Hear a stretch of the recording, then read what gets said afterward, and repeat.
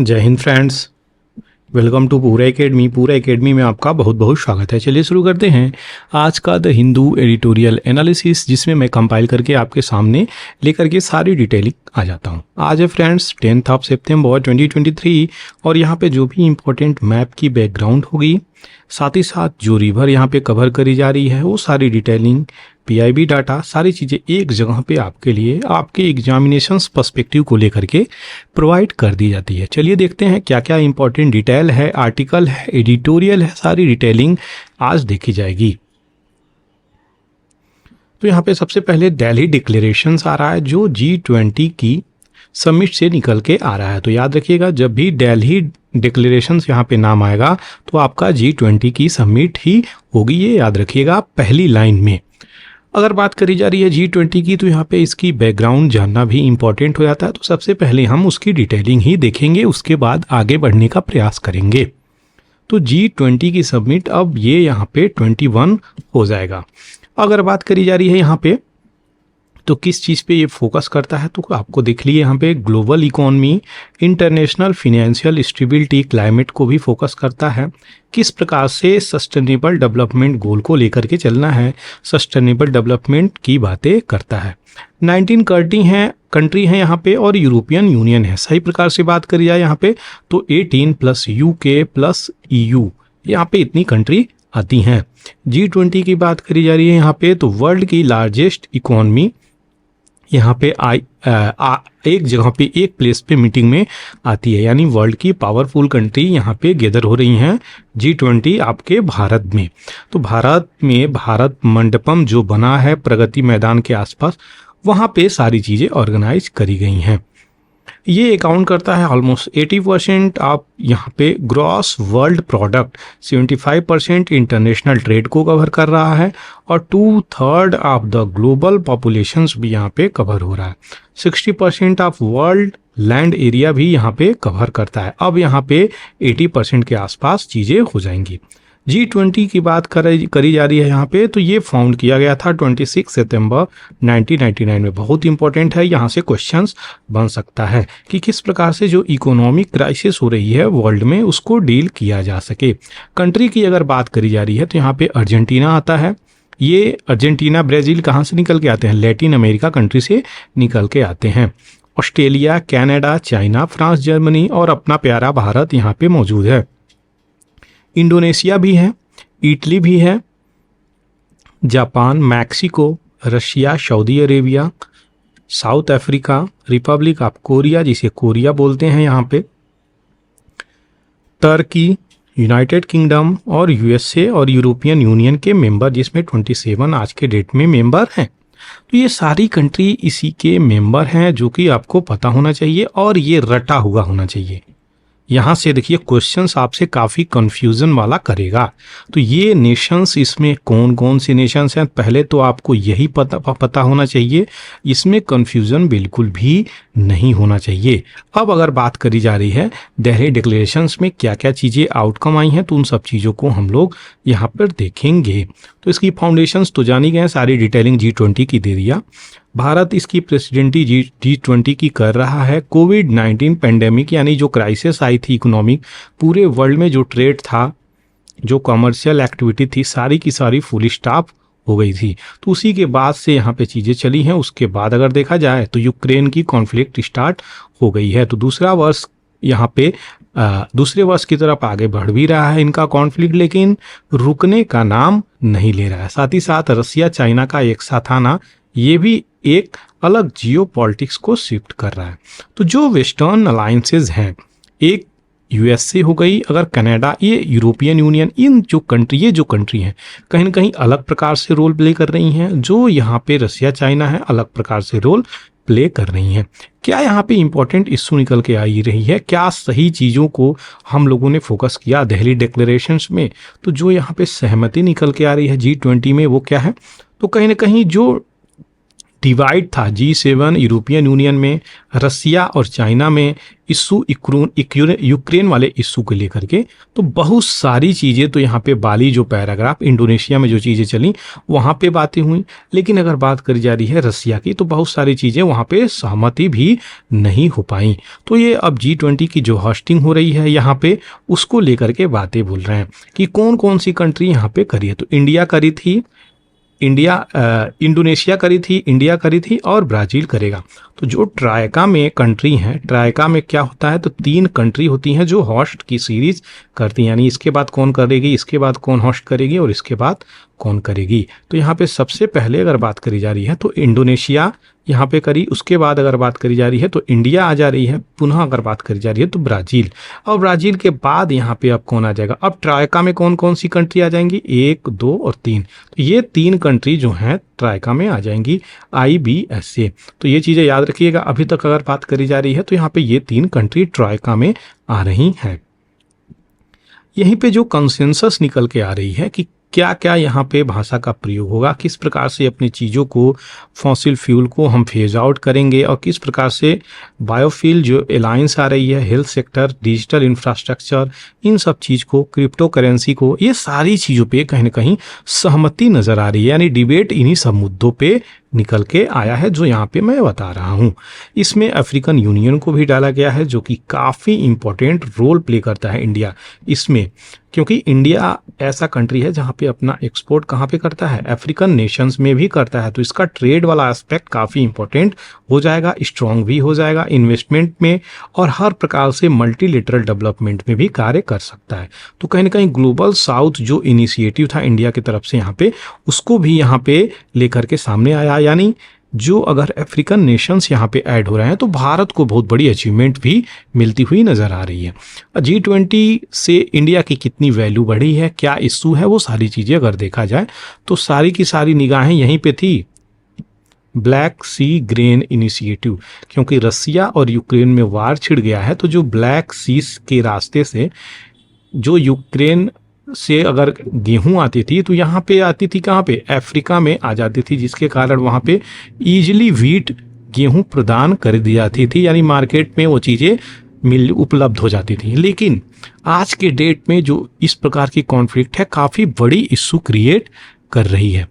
दूसरी तरफ अगर बात करी जा रही है तो G20 की जो डिक्लेरेशन है यहाँ पे multi billion mega infrastructure project, यहाँ पे सऊदी और UAE, इन सब को मिलकर के यूरोप में यहाँ पे चीज़ें चलाने की बात करी जा रही है। तो ये इंपॉर्टेंट चीज़ें हैं जो कि यहाँ पे निकल के आ रहा है। G20 की बात करी जा रही है तो बहुत सारी अलग अलग कंट्री रोटेशंस करती हुई रहती हैं, और यहाँ पे बिना किसी ट्रांसफॉर्मेशनल मूवमेंट के यहाँ पे होस्ट कर रही हैं। ये सारी चीज़ें इंपॉर्टेंट हो जा रही हैं। क्या सबसे पहले जो अभी तक चीज़ें नहीं हुई थी, न्यू दिल्ली में यहाँ पे चीज़ें होस्ट हो रही हैं पहली बार, ये भी इम्पॉर्टेंट है हमारे लिए। अगर बात करी जा रही है तो 21-22 में ही चीज़ें होने वाली थी, जो कि तैयारी अच्छी नहीं होने की वजह से हम लोगों ने उसको पोस्टपोन करते हुए 21-22 में यहाँ पर 23 में इसको ऑर्गेनाइज किया है।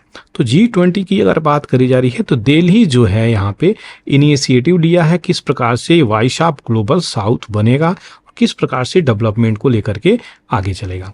अफ्रीकन यूनियन को इसमें डाला गया है, तो काफ़ी इंपॉर्टेंट क्वेश्चंस यहाँ से बनेगा। कॉन्टिनेंटल यूनियन है जिसमें 55 मेंबर आते हैं अफ्रीका कंट्री की, और इसको अनाउंस किया गया था सिरते डिक्लेरेशंस जो कि लीबिया में है, और ये जगह, और यहाँ पे 9 सितंबर 1999 को यहाँ पे अफ्रीकन यूनियन लाया गया था। तो अफ्रीकन यूनियन को यहाँ पे 1999 में लाया गया था, जो आपको पता होना चाहिए। ब्लॉक की स्थापना 26 मई 2001 को एथियोपिया में करी गई थी। 9 जुलाई 2002 को डरबन साउथ अफ्रीका में इसको लॉन्च किया गया था। तो फाउंडिंग कब हुआ था, लॉन्चिंग कब हुआ था, ये सारी चीज़ें इंपॉर्टेंट हो जाता है। अफ्रीकन यूनियन का क्या इंटेंशन है, तो यहाँ पे ये रिप्लेस कर रहा है क्या OAU, पहले इसका नाम OAU था, और 25 मई 1963 को एडिस अबाबा में 32 सिग्नेटरी गवर्नमेंट यहाँ पे साइन करती हैं और इसको डिसबैंड कर देती हैं 9 जुलाई 2002 में। इसका नाम यहाँ पे AU की फाउंडेशंस हो जाती है। ऑब्जेक्टिव की बात करी जा रही है तो ये ग्रेटर यूनिटी कोहेशंस यानी एकता संप्रभुता, इस पे ये फोकस करेगा, किस अफ्रीकन नेशंस पे और अफ्रीकन कंट्री पे। अच्छा, अफ्रीकन नेशंस और अफ्रीकन कंट्री में क्या अंतर है, ये कई बार आप लोगों को कंफ्यूजन में डाल सकता है। तो जो अफ्रीकन नेशन होते हैं वो भी लगभग कंट्री के तरह ही होते हैं, लेकिन कुछ बेसिक अंतर होता है। जो यहाँ की अफ्रीकन नेशंस की अगर बात करिए तो यहाँ की जो पॉपुलेशंस होती है वो लोकल एथनिक पॉपुलेशंस वहाँ पर डोमिनेट करती है, वहाँ पे कल्चरली चीज़ें डोमिनेट करती है। लेकिन अफ्रीकन कंट्री अगर बात करी जा रही है तो ये जो कंट्री ये भी नेशंस की तरह है, लेकिन यहाँ पे कोई डोमिनेटिंग एथनिक ग्रुप नहीं होती है। तो ये दोनों चीज़ें अंतर है, ये याद रखिएगा। ये सॉवरेनिटी, इंटीग्रिटी, टेरिटोरियल, इन सब चीज़ों पे यहाँ पे फोकस बनाए रखने के लिए कार्य करती है। सोशल, इकोनॉमिक, पॉलिटिकल, इस पे भी फोकस करती है। तो सारी चीज़ें इंपॉर्टेंट है। अफ्रीकन यूनियन को इसमें हम लोग प्रपोजल तो किए हैं 55 मेंबर यहाँ पे आ जाएं, और ये इंडिया की कैपिटल मार्केट है उसको भी बहुत अच्छे तरीके से इंडोर्स करेगी, क्योंकि हम लोग इतने कंट्री को इसमें ऐड कर रहे हैं तो ये बहुत बड़ी बात होगी। और भारत का जो स्टेटस है वो भी वर्ल्ड के फोरम पे जा करके और ऊपर होगा। तो जो कहीं ना कहीं ये G20 की बैलेंस है वो टिल्ट होती हुई भी नज़र आ रही है। पहले 11 पावरफुल जो जियो पॉलिटिकल पावर थी, G7 कंट्री थी, ये इसी के अंतर्गत आती हैं। G7 कंट्री G20 के अंतर्गत ही कंट्री, यानी ये कंट्री इसमें थी। लेकिन अब जो है इसमें अफ्रीकन यूनियन भी ऐड हो जाएगा तो ये अलग प्रकार से बैलेंस को टिल्ट करती हुई भी नज़र आएगी। तो ये सारी चीज़ें हैं जो कंट्री यहाँ पे ऐड होंगी, आगे निकल के चीज़ें आएंगी। लेकिन अंत में अगर बात करी जा रही है कि इंडिया यहाँ पे जो गवर्नमेंट यहाँ पे पॉपुलराइज और डेमोक्रेटाइज की बात कर रही है कि किस प्रकार से G20 के अंतर्गत ही ये चीज़ें होनी चाहिए, यानी इक्वालिटी की बात करी जा रही है। वर्ल्ड जो है अगर एक पावर इक्वल नज़रिए से देखा जाए तब या करके ये सही है। ऐसा नहीं हो, मान लीजिए ये वर्ल्ड है और ये इस वर्ल्ड में यहाँ पे USA है, कनाडा है और यहाँ पे यूरोपियन यूनियन है, यही सारी कंट्री ही पावरफुल हैं और इतनी बड़ी जो पॉपुलेशन है इसको कोई पावर न मिले, तो ये तो गलत हो जाएगा। सीधे सीधे अगर बात करी जाए तो ये गलत हो जाएगा। तो यही सारी चीज़ें हैं जो यहाँ पे G20 कंट्री में यहाँ पे चीज़ें हो रही हैं। इंडिया जो है पहली बार यहाँ पे इतने सारे डेलीगेट्स की मीटिंग, कितने समय से यहाँ पे 1 लाख डेलीगेट्स आए हुए हैं, 125 कंट्री की बात करी जा रही है, 200 मीटिंग यहाँ पे हुई है, 60 इंडियन सिटीज़ में अलग अलग जगहों पर मीटिंग हुई है। तो कहीं ना कहीं हर्ष श्रृंगला जो यहाँ पे चीफ कोऑर्डिनेटर हैं ये इन्फॉर्मेशन देते हुए नज़र आ रहे हैं।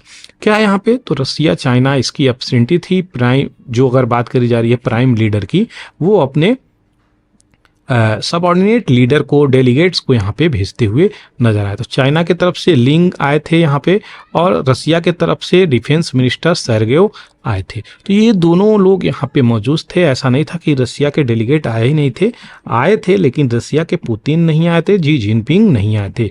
दोनों लोग यहाँ पे यूक्रेन में जो लड़ाई चल रही है उसी चीज़ को लेकर के यहाँ पे बहुत सारे इश्यू, दोनों के अलग अलग कंसर्न है हालांकि, तो उन लोगों का जो कंसर्न है वो जियो पॉलिटिक्स को लेकर के ही है यहाँ पे। और उन्होंने रसिया प्लस चाइना दोनों लोगों ने कई सारे इश्यू पे यहाँ पे समर्थन भी दिया है, तो सपोर्ट भी किया है। ऐसा नहीं है, उनके जो डेलीगेट आए थे तो सपोर्ट तो किए हैं, लेकिन यहाँ पे उनकी एब्सेंटी भी अनुभव हुई है। तो जो इनवाइट वाली बात है, तो हम लोगों ने कितने कंट्री को इनवाइट किया था, देखिए क्वेश्चंस यहाँ से सीधे आ सकता है। तो हम लोगों ने 9 कंट्री को यहाँ पे इन्विटेशंस दी है और यहाँ पे वो कंट्री आई भी हैं, अपना रोल भी प्ले करी है। तो खास करके उन कंट्री को हम लोगों ने इन्विटेशन दिया था जिससे इंडिया का जो रिलेशंस है, इकोनॉमिक, ट्रेड, कॉमर्शियल, इस मुद्दे पे बहुत अच्छा है।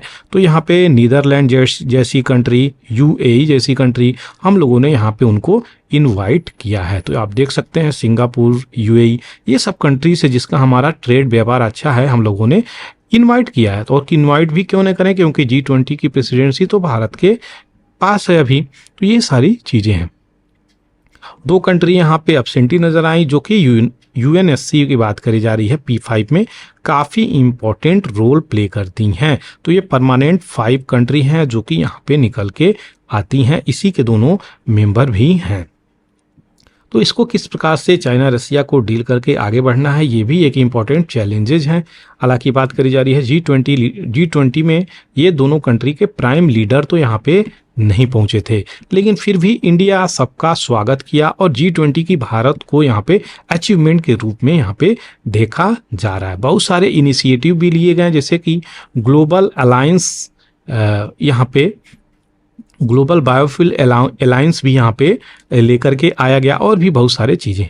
इनवाइटी कंट्री की अगर बात करें तो यहाँ पे बांग्लादेश था, इजिप्ट था, मॉरिशस था, नीदरलैंड जो कि आपको बताया, नाइजीरिया, सिंगापुर, यूएई और ओमान एंड स्पेन। तो ये 9 कंट्री थी जिसे हम इनविटेशन भेजे थे। तो याद रखिएगा, काफ़ी इंपॉर्टेंट चीज़ें हैं। नेक्स्ट एडिटोरियल देखते हैं, ई वेस्ट। ई वेस्ट क्या होता है? ई फॉर इलेक्ट्रॉनिक, यानी जो भी आपका मोबाइल फ़ोन है, टैबलेट है, टीवी है, ये सारे के सारे इलेक्ट्रॉनिक चीज़ें हैं। तो जो इलेक्ट्रॉनिक वेस्ट मटेरियल यानी ख़राब होने के बाद इसको हम लोग ऐसे ही फेंक देते हैं, यही इलेक्ट्रॉनिक वेस्ट बोला जाता है। किसी प्रकार का गैजेट हो, इलेक्ट्रॉनिक वेस्ट की कैटेगरी में आ जाएगा अगर वो उपयोगिता नहीं है उसकी। तो ये सारी चीज़ें आपको पता होना चाहिए, टर्म की मीनिंग पता होना चाहिए। अब उसको लेकर के क्या क्या इश्यू निकल के आ रही है। 28 अगस्त के आसपास जो रिपोर्ट निकल रही है, pathway to circular economy in Indian electronics sector, यहाँ पे क्या चल रही है? तो ये नीति आयोग यहाँ पे एक्सप्लोर कर रहा है कितनी अपॉर्चुनिटी है कि हम अपने ई वेस्ट मटेरियल को और अच्छे तरीके से रिसाइकल कर सकते हैं। तो जो चेंज हो रहा है आउटलुक में, जैसे कि अगर बात करी जा रही है ई वेस्ट को कैसे मैनेजमेंट करें। मान लीजिए एक घर है और एक फैक्ट्री है, तो फैक्ट्री से लेकर के बीच में मार्केट है, मार्केट से लेकर के घर तक चीज़ें पहुंचती हैं। कोई भी गैजेट की अगर हम बात करें तो जो गैजेट है यहाँ पे वो यहाँ तक पहुँच रहा है यूजर्स तक, और ये रिटेलर तक, ये मैन्युफैक्चर तक। तो जो चैन है उसी की बात करी जा रही है, किस प्रकार से मैनेज कर सकते हैं। तो एक प्रकार से सिस्टम बनाई जाए तब जाकर के ये चीज़ें सही प्रकार से इंट्रोड्यूस हम कर सकते हैं। तो हर एक हार्डवेयर कंपोनेंट पार्ट की यहाँ पे बात बोली जा रही है। 7 बिलियन मार्केट की अपॉर्चुनिटी है यहाँ पे, किस चीज़ की? ई वेस्ट हार्नेसिंग की। जब भी ई वेस्ट मैनेजमेंट की बात करी जाती है तो भारत की लार्जर इनफॉर्मल इंडिया जो कि यहाँ पे पार्ट है, इसका ये नज़र आती है किस प्रकार से रिसाइकल करेंगे, क्योंकि बहुत सारी टफनेस आ जाती है आपके कलेक्शन में। तो रफली 90% of the collections plus 70% of the recycling यहाँ पे मैनेज होता है, लेकिन फिर भी बहुत सारी इनफॉर्मल सेक्टर भी यहाँ पे है। तो जो रिपोर्ट आया है ICEA के रिपोर्ट में, यहाँ पे इनफॉर्मल सेक्टर को यहाँ पे एक अच्छा ओल्डर डिवाइस के रूप में हम जो भी चीज़ें देखेंगे उसको रिपेयर करा जाए, तभी तो रिसाइकल वाले पथ पे, रीयूज वाले पथ पे हम चल सकेंगे। यूनियन गवर्नमेंट यहाँ पे नोटिफाई करी है क्या?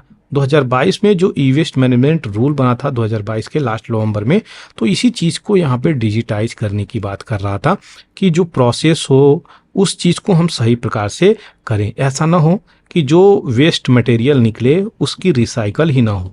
तो रिसाइकल नहीं हुआ तो रीयूज नहीं हुआ, रीयूज नहीं हुआ तो जो वेस्ट मटेरियल है वो ऐसे ही पड़ा रहेगा। इकोनॉमिक लॉसेस भी यहाँ पे होती रहेंगी। कोई भी मटेरियल की बात करी जाए अगर, तो देखिए यहाँ से अगर हम देखें यहाँ से, तो इलेक्ट्रॉनिक आइटम्स यूज कर रहा है व्यक्ति। अगर इलेक्ट्रॉनिक आइटम यूज कर रहा है तो ये जो भी गैजेट्स हैं इलेक्ट्रॉनिक, उसका उपयोग कर रहा है ये व्यक्ति खरीदने के बाद। अगर बात करी जा रही है जो डिवाइसेस यहाँ पे फंक्शनल है उसको यहाँ पे चेक किया जाए। दूसरी चीज़ें यानी किस प्रकार से रिस्पॉन्सिबल यूज की बात कर रहे हैं। फिर जो ओल्ड डाटा है यहाँ पे वो डिस्ट्रॉय हो रहे हैं परमानेंटली। पुनः अगर बात करी जाए तो यहाँ पे रीसोल्ड थ्रू रीमार्केटिंग चैनल। तो ये तभी संभव है जब यहाँ पे ऑब्सोलेट इलेक्ट्रॉनिक को हम यहाँ पे इकट्ठा करेंगे, इसको प्रोसेस करेंगे। तो जब तक आप सही प्रकार से इकट्ठा नहीं करेंगे, आप इसको रिसाइकल करने के लिए इसको तोड़ के इसके अलग अलग पार्ट को निकाला जाए, कौन सा पार्ट, कौन सा एलिमेंट, कौन सा कंडक्टर वाला पार्ट है, हार्डवेयर वाला पार्ट है, प्लास्टिक वाला पार्ट है, मेटल का पार्ट है, तो सारी चीज़ें अलग अलग सेग्रीगेट करी जाती हैं, उसी को डिसमेंटल बोला जा रहा है। तो सेपरेशन की करी जा रही है, छोटे स्तर पे जो माइक्रो पार्टिकल हैं उसको भी निकाला जाए और उसको पुनः कंबाइन किया जाए, रिक्रिएट किया जाए प्रोडक्ट में। तो यही चीज़ें रिसाइकल हो जाएंगी, पुनः यूजर के पास यहाँ पर चीज़ें आ जाएंगी। तो ये सारी चीज़ें हैं जो यहाँ पे ई वेस्ट मैनेजमेंट को दर्शाती हैं। तो रिस्पॉन्सिबल रीयूज हो और रिसाइकल हो, दोनों चीज़ें काफ़ी इम्पोर्टेंट हो जाती हैं। सॉल्यूशंस क्या है यहाँ पे, तो कहीं ना कहीं रिवर्स सप्लाई चेन, जो भी चीज़ें चल रही हैं उसको सही प्रकार से हमें करने की ज़रूरत है। यहाँ पे मटेरियल को कलेक्ट करने की ज़रूरत है, डाटाबेस को बनाने की ज़रूरत है और एक जियोग्राफिकल क्लस्टर को डेवलप करने की ज़रूरत है, तभी तो हम यहाँ पे चीज़ों को रिसाइकल करने में मदद मिल सकेगी। रिसाइकल जो है जनरली अगर बात किया जाए तो यहाँ पे पोटेंशियल तो इसके अंदर बहुत है, लेकिन फिर भी अगर बात करी जाए तो रेयर अर्थ मेटल, सेमीकंडक्टर, ये सभी चीज़ इससे निकलते हैं। तो क्या हम उस लेवल पे जा करके हम क्वालिटी मटेरियल को रिसाइकल कर सकते हैं? तो ये भी एक बड़ी इंपॉर्टेंट होगी। देखिए रिसाइकल की तो बात है, यहाँ पे सर्कुलर इकोनॉमी भी यहाँ पे निकल के आती है। तो यहाँ पे सबसे पहले तो मार्केट से जो चीज़ें खरीद रहे हैं, यहाँ पे हम फैक्ट्री से मैन्युफैक्चर तक आ रही है, फैक्ट्री से रिटेलर तक आ रही है, फिर यहाँ से यूजर तक आ रही है, यूजर के बाद पुनः ये चीज़ें फैक्ट्री को जाएगी। जैसे कि अगर बात करी जाए कौन सी कंपनी रिसाइकल कर रही है इसको, तो फैक्ट्री से पुनः यहाँ पे चीज़ें कलेक्ट होंगी और यहाँ पे रिटेलर के पास आएंगी और पुनः यहाँ पे यूजर के पास आएंगी। तो यही चीज़ें हैं, एक प्रकार से चैन बन गई हैं, फैक्ट्री से फैक्ट्री, फैक्ट्री से फैक्ट्री। तो इसी को सर्कुलर इकोनॉमी, क्योंकि इकोनॉमिक पॉइंट ऑफ व्यू है जुड़ा हुआ है, तो कहीं ना कहीं वो चैन जुड़ जाएगा, जिसके कारण जो चैलेंजेस है उसको हम सही प्रकार से ध्यान दे सकेंगे और अच्छे से अपनी इकोनॉमी पे कार्य कर सकेंगे। फ्रेंड्स, वीडियो इन्फॉर्मेटिव यूजफुल लगा हो तो आप चैनल को सब्सक्राइब कर सकते हैं। चलिए कुछ न्यूज और फैक्ट्स देख लेते हैं। तो यहाँ पे उस्ताद असाद अली खान जो थे, उनके शिष्य यहाँ पे अली जाकिर हैदर, इनका जो है देहांत हो गई है, जो कि खदार बनी यहाँ पे स्टाइल ऑफ जयपुर बीकार घराना के ध्रुपद से यहाँ पे जुड़े हुए थे। तो इनकी डेथ हो गई है, याद रखिएगा। ये काफ़ी इंपॉर्टेंट पर्सनालिटी थे जो आपको पता होना चाहिए। इंडिया और सऊदी अरेबिया यहाँ पे ज्वाइन किया है क्या, यूरोपियन यूनियन और यूएसए को क्या लॉन्च करने के लिए, तो partnership for global infrastructure investment, ये बहुत बड़ा प्रोजेक्ट है। दूसरा क्या है, India middle east European economic corridor, तो इसको लॉन्च करने की बात करी जा रही है। और क्राउन प्रिंस मोहम्मद बिन सलमान यहाँ पे भारत में G20 की समिट को लेकर के पहुंचे हैं। तो काफ़ी इंपॉर्टेंट फैक्टर है, ये भी इंपॉर्टेंट लगिएगा। 15 यहाँ पे स्पाउजेज ऑफ G20 लीडर, यानी जो भी पत्नियां हैं लोगों की, वो यहाँ पे G20 लीडर के यहाँ पे पहुंचे हैं। तो भारत में यहाँ पे आए हैं जापान की प्राइम मिनिस्टर फूमियो किशिदा की पत्नी योको किशिदा, और सितंबर 9 को यहाँ पे विजिट की हैं। तो कहाँ पे, Pusa Indian agriculture research institute, ये यहाँ पे विजिट करी हैं। किस चीज़ के चक्कर में, तो जो भारत का इंडिया ग्रीन रिवोल्यूशंस है, वो सारी चीज़ें, इंडिया की एग्रीकल्चर सिस्टम और यहाँ पे मिलेट का जो एक्सपीरियंस है, किस प्रकार से खेत से लेकर के यानी प्लेट तक चीज़ें आ रही हैं, वो सारी चीज़ों को कहीं ना कहीं देखने के चक्कर में यहाँ पे चीज़ें कर रहे हैं लोग। तो यूके की जो प्राइम मिनिस्टर हैं ऋषि सुनक, उनकी भी पत्नी यहाँ पे गई थी, अक्षता मूर्ति। वर्ल्ड बैंक प्रेसिडेंट अजय बंगा जो थे, उनकी पत्नी रितु बंगा, ये भी इस डेलीगेशंस में, इस ग्रुप में भाग ली थी। तो काफ़ी इंपॉर्टेंट है। मोरक्को में फ्रेंड्स 6.5 मैग्नीट्यूड का यहाँ पे भूकंप आया। 120 साल को अगर कंसीडर किया जाए तो सबसे बड़ा तबाही, लगभग 1000 प्लस लोगों की यहाँ पे डेथ हो गई है। अलेक्जेंडर गुरिश्च्युक यहाँ पे Tata Steel chess India tournament को यहाँ पे जीतते हुए नजर आ रहे हैं। काफ़ी इंपॉर्टेंट न्यूज़ है। नेमर जो है पहले के रिकॉर्ड को यहाँ पे तोड़ते हुए नजर आ रहे हैं। 5.1 से बोलिविया के ऊपर यहाँ पे ये विक्ट्री करते हुए नजर आ रहे हैं। तो 2026 के वर्ल्ड कप क्वालिफायर के लिए रेस चालू हो चुका है। अच्छा, वर्ल्ड कप जो क्वालिफाई यहाँ पे वर्ल्ड कप जो होगा 2026 में, वो कितने कंट्री में होगा, तो यूएसए, कनाडा, मैक्सिको, ये तीनों कंट्री यहाँ पे होस्ट कर रही हैं, आपको पता होना चाहिए। ये हम लोगों ने पिछली बार जो मिस्टेक किया था, सॉफ्ट लैंडिंग नहीं हो पाई थी, उस चीज़ को लेकर के हम लोगों ने यहाँ पे समझा। तो जो चंद्रयान 3 है, विक्रम लैंडर 250 किलो हैवियर है अपने पिछले प्रीडेसेसर से, जो पिछली बार भेजे थे। तो 23 अगस्त को अगर हम बात करें यहाँ पे 23 अगस्त को, तो ये चीज़ें मून पर सॉफ्ट लैंडिंग में हम लोग सक्सेसफुल हुए थे। तो भारत के लिए तो बहुत बड़ी अचीवमेंट ये चीज़ें है ही। बहुत सारी इशू है जिसकी वजह से हम लोग यहाँ पे चेंज करके सॉफ्ट लैंडिंग यहाँ पे किए थे। सॉफ्ट लैंडिंग की यहाँ पे बात आ रही है, तो यहाँ पे 22 जुलाई 2019 को जो चंद्रयान 2 भेजे हम लोग, तो यहाँ पे वो चीज़ें सफल नहीं हो पाई। हालांकि अगर बात करी जाए तो परिपूर्ण रूप से हम लोग उसमें अनसक्सेसफुल नहीं रहे, क्योंकि ऑर्बिटर तो हम लोगों का अच्छे से कार्य किया, लॉन्चिंग भी अच्छे से हुआ, बस सॉफ्ट लैंडिंग में फेल हो गए। यही सारी चीज़ें हैं। अब अगर बात करी जा रही है चंद्रयान 3 की, तो ये कहीं ना कहीं बहुत अच्छे से हम लोगों का सफल भी हुआ है। तो विक्रम लैंडर वहाँ पे पहुंचा है, और जो हम लोग 2019 में भेजे थे 2.1 किलोमीटर की अल्टीट्यूड से पहले ही हम लोगों का कनेक्शन टूट गया था, यानी सॉफ्ट लैंडिंग हम लोग नहीं कर पाए थे। तो काफ़ी यहाँ पे इशू निकल के आई थी। अब हम लोग इसमें सफल हो गए। 4 ऐसे कंपोनेंट हैं जो हमें यहाँ पे सफलता प्रदान करने में काफ़ी हद तक सॉफ्ट लैंडिंग करने में मदद किए थे, जैसे कि rough breaking phase, attitude hold orientation phase, fine breaking phase और लास्ट में जो होता है लैंडिंग फेज। ये चारों फेज पे हम लोगों ने कार्य किया, और हम लोगों ने रफ ब्रेकिंग फेज, इसकी वेलोसिटी, लैंडर, इन सबको काफ़ी हद तक इसके स्पीड को कम करने में सफल हुए थे। तो काफ़ी इंपॉर्टेंट चीज़ें हैं। क्रैश, जिसकी वजह से यहाँ पे 3 मिस्टेक किए थे हम लोगों ने, उसकी वजह से क्रैश हुआ था। अगर 2 की बात करें तो तीसरे में हम लोगों ने काफ़ी हद तक चीज़ों को इम्प्रूवमेंट किया था। जो थ्रस्ट था उसमें काफ़ी सारी गड़बड़ी थी, बहुत सारे फ्लॉ गाइडेंस लाइन में भी थी, बहुत सारे थ्रस्ट को लेकर के भी इशू निकल के आ रही थी, जिसके कारण हम लोगों का चंद्रयान 2 बहुत हद तक सक्सेसफुल होने के बाद उसमें कुछ एरर थी, तो हम लोग नहीं सफल हो पाए। तो ये सारी जो फेलियर से हम लोग सीखें और जा करके अब सफल हुए हैं। चंद्रयान 2 की बैकग्राउंड अगर देखा जाए तो ये सेकेंड लूनर एक्सप्लोरेशन मिशन था, जो कि यहाँ पे निकल के आ रही है। लूनर ऑर्बिटर की अगर बात करें तो यहाँ पे लैंडर, विक्रम, प्रज्ञान रोवर निकल के आता है।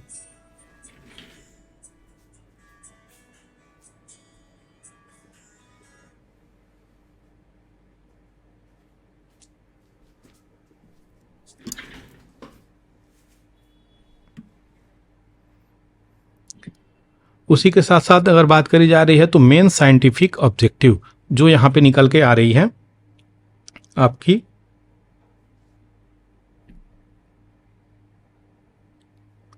क्या, तो ये मैप स्टडी, इन सब चीज़ों को सरफेस कंपोजिशन यानी कौन कौन सा मटेरियल यहाँ पे मिलेगा, वो सारी चीज़ें यहाँ पे देखी जाएगी।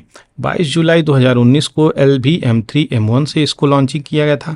देखिए क्वेश्चंस तो कहीं से बना सकता है, इसलिए रॉकेट की लॉन्चिंग डेट, स्पेसिफिकेशंस, पेलोड आपको सब पता होना चाहिए। लैंडर जो है क्रैश करता है 6 सितंबर 2019 को। ये भी चीज़ें, गोल जो मिशन थी lunar topography, mineralogy, elemental evidence, इन सब चीज़ की स्टडी करने के लिए भेजा गया था। चंद्रयान 3 की बात करी जा रही है तो यहाँ पे लैंडर रोवर कॉन्फ़िगरेशंस भेजा गया। इसमें ऑर्बिटर नहीं था, 2 वाले में ऑर्बिटर भेजा गया था और कार्य भी कर रहा था। उसी के नाते यहाँ पर 3 वाले में हम लोगों ने ऑर्बिटर को नहीं भेजा। तो LV-M3M4 यहाँ पे चीज़ें आई हैं। तो ये सारी चीज़ें यहाँ पर आएंगी। दूसरी चीज़ें सेप, ये क्या है, तो spectropolarimeter of habitable planet earth यहाँ पे आएगा, जो स्टडी करेगा क्या, spectral polarimetric measurement of earth from lunar orbit. तो ये सेप काफ़ी इंपॉर्टेंट है भारत के लिए। दूसरा चेस्ट है, इल्सा है, APXS, कई बार ये सारी चीज़ें आपको बता चुका हूँ, लेकिन पुनः आपको याद होना चाहिए क्योंकि क्वेश्चंस यहीं से बनेंगे। दूसरी बात, चंद्रयान 3 में अगर देखा जाए तो इसके ऑब्जेक्टिव को, तो ये सेफ सॉफ्ट लैंडिंग की टारगेट है, रोवर चले वहाँ पे निकल के इन सेटू का एक्सप्लोर करे। तो ये जो है 14 जुलाई 2023 को यहाँ पे चंद्रयान 3 लॉन्चिंग हुआ था, जो कि आपको पता होना चाहिए। तो सारी डिटेलिंग दिया। रफ ब्रेकिंग फेज कुछ आप देखिए जो इस प्रकार से है, 30 किलोमीटर का, ये जा करके किस प्रकार से अपने स्पीड को, अपने हाइट को ये कम करता हुआ नजर आ रहा है। तो ये यही रफ ब्रेकिंग फेज है जिसमें हम लोग पिछली बार क्या हो गए थे, फेल हो गए थे। G20 यहाँ पे न्यू दिल्ली डिक्लेरेशंस के नाम से जाना जा रहा है, जिसमें बहुत सारी इंपॉर्टेंट चीज़ें निकल के आ रही हैं। तो प्रोमिनेंट लीडर यहाँ पे देख सकते हैं जो यहाँ पे आए हुए हैं। यहाँ पे एक इम्पॉर्टेंट बदई बाजार जो कि केरला में मलप्पुरम में म्यूनसिपैलिटी में ओपन किया गया है, जहाँ पे सीनियर सिटीजन्स यहाँ पे चैट कर सकते हैं आपस में। तो यहाँ पे गपशप करने का एक चीज़ें हैं जो कम से कम लोगों को यहाँ पे क्या करेगा, आपस में कनेक्ट करने के लिए और अच्छा प्लेटफॉर्म निकल के आ रहा है। तो ये एल्डरली पीपुल के लिए है जो कि निकल के आ रहा है। बदई बाजार याद रखिएगा कहाँ का है, केरला का। ये गला डिनर क्या होता है, यानी चमचमाता हुआ कोई साइनिंग डिनर है, इसी को यहाँ पे गला डीलर बोला जाता है। तो G20 के लीडर यहाँ पे प्रेसिडेंट जो हैं यहाँ पे भारत के, वो होस्ट किए हैं, जो कि इम्पोर्टेंट हो जाता है। तो सारी चीज़ें ही इम्पोर्टेंट जो आपको पता होना चाहिए। यहाँ पे ग्लोबल बायोफ्यूल अलायंस भारत ने पहली बार इस चीज़ को लेकर के आया है और ये क्लीन एनर्जी के को लेकर के और आगे बढ़ने की बातें बोल रहा है। तो बहुत सारी पर्सनालिटी हैं आपस में, यहाँ पे बहुत सारी चीज़ें जो अटेंड करती हुई नज़र आ रही हैं। पिक्चर्स आपको कई कई शब्दों का नॉलेज यहाँ पे देता हुआ नज़र आ रहा है। भारत जो है यूएस के प्रेसिडेंट जोसेफ बिडेन को यहाँ पे जो कोणार्क टेम्पल की चीज़ें हैं उस पहिए के बारे में यहाँ पे बताते हुए नजर आ रहे हैं। तो याद रखिएगा यही वो प्लेस था जिसको बैकग्राउंड बनाया गया था।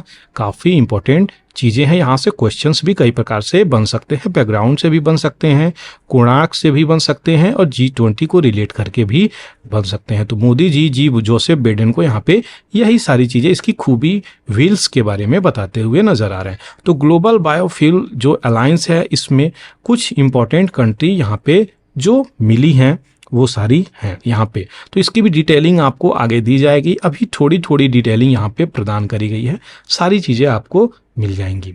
हेल्थ ऑफ डेमोक्रेसी, यहाँ पे इंडिया यूएस की टाई और व्हाइट हाउस ऑफिशियल्स यहाँ पे मिलते हुए नजर आ रहे हैं। किस प्रकार से चीज़ें, सारी की सारी चीज़ें इंपॉर्टेंट है। चाइना भी दिल्ली डिक्लेरेशंस को बैकअप कर रहा है यहाँ पे, जो इंपॉर्टेंट हो।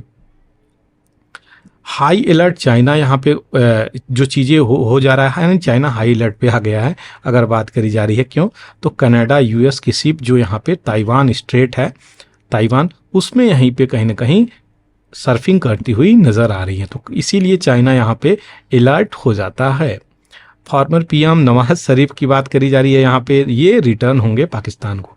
आपको बता दें ये एग्जाइल में जी रहे थे, यानी देश छोड़ के दूसरे देश में चले गए थे ये, अब ये पुनः अपने देश में आ जाएंगे। इनके ऊपर लॉन्ड्रिंग का केस था जिसकी वजह से ये देश छोड़ के चले गए थे। तो ये चीज़ें इंपॉर्टेंट है, आपको पता होना चाहिए।